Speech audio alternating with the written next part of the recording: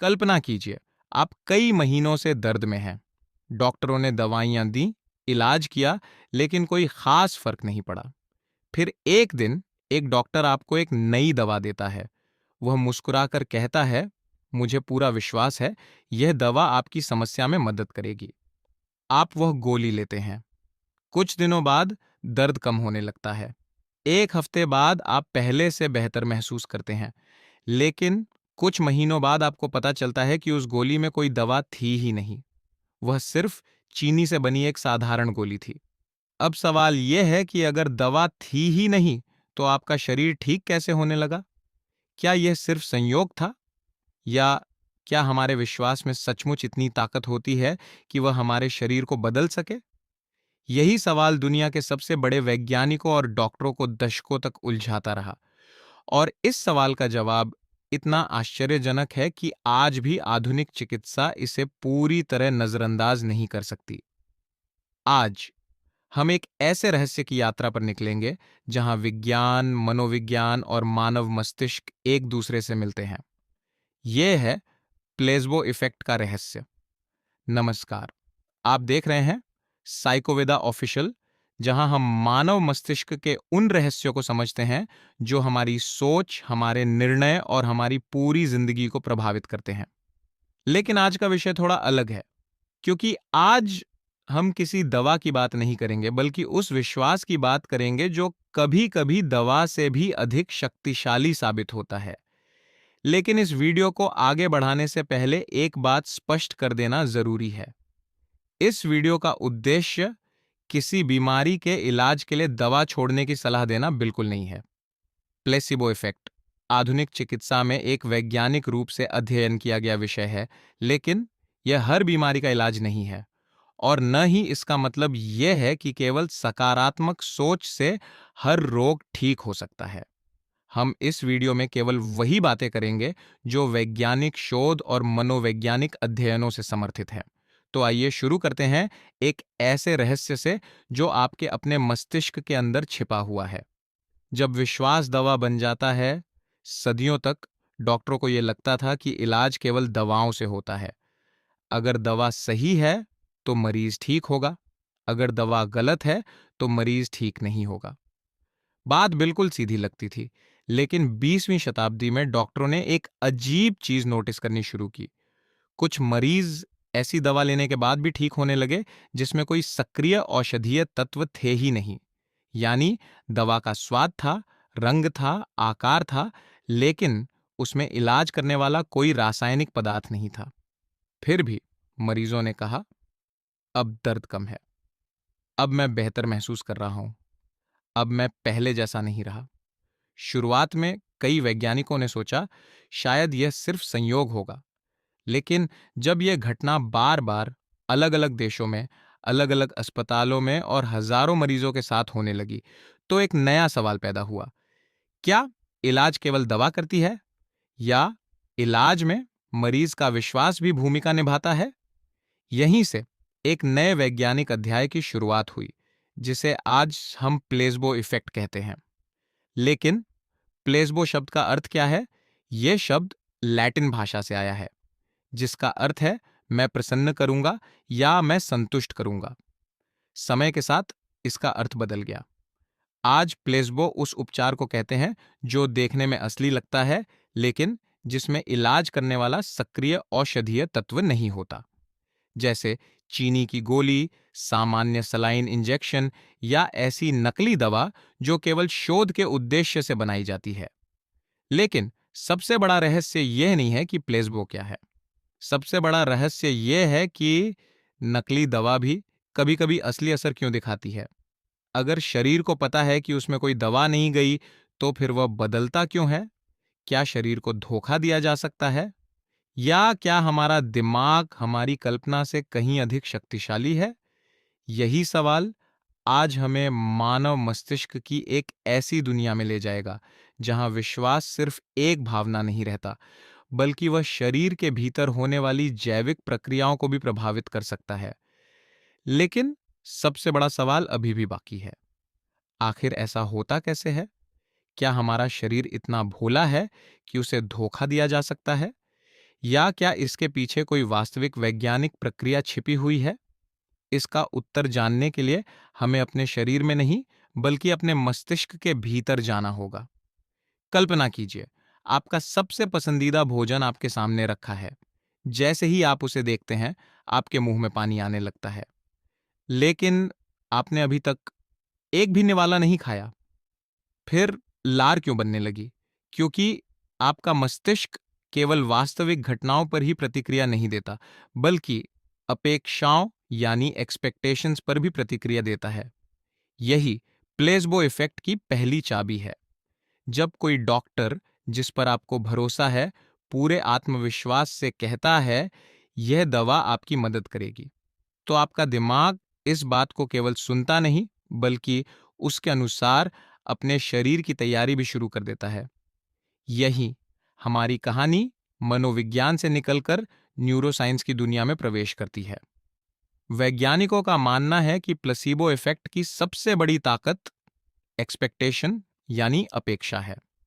अगर आपका मस्तिष्क पूरी तरह विश्वास कर ले कि अब आपको आराम मिलने वाला है, तो वह शरीर के कई सिस्टम को अलग तरीके से काम करने का संकेत देने लगता है।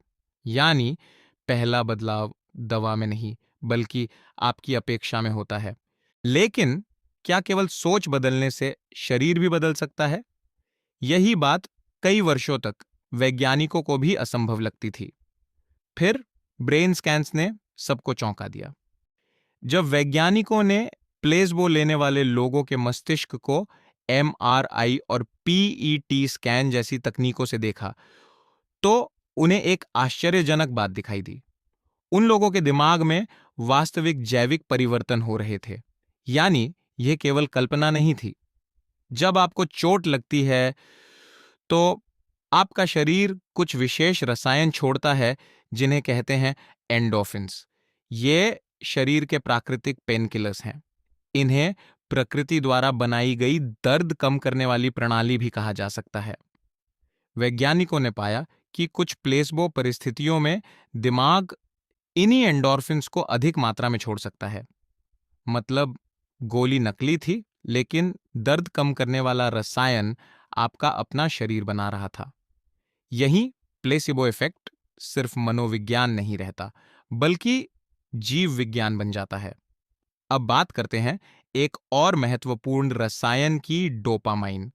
अक्सर लोग डोपामाइन को खुशी का हार्मोन कहते हैं, लेकिन असल में यह केवल खुशी का नहीं, बल्कि उम्मीद और प्रेरणा का महत्वपूर्ण न्यूरोट्रांसमीटर है। जब आपको विश्वास होता है कि कुछ अच्छा होने वाला है, तो दिमाग डोपामाइन की गतिविधि बदल सकता है। यही कारण है कि प्लेसिबो लेने वाला व्यक्ति सिर्फ दर्द ही कम महसूस नहीं करता, बल्कि कई बार वह पहले से अधिक ऊर्जावान भी महसूस करने लगता है। लेकिन क्या इसका मतलब है कि प्लेसिबो हर बीमारी ठीक कर सकता है? नहीं। यही सबसे बड़ी गलतफहमी शुरू होती है।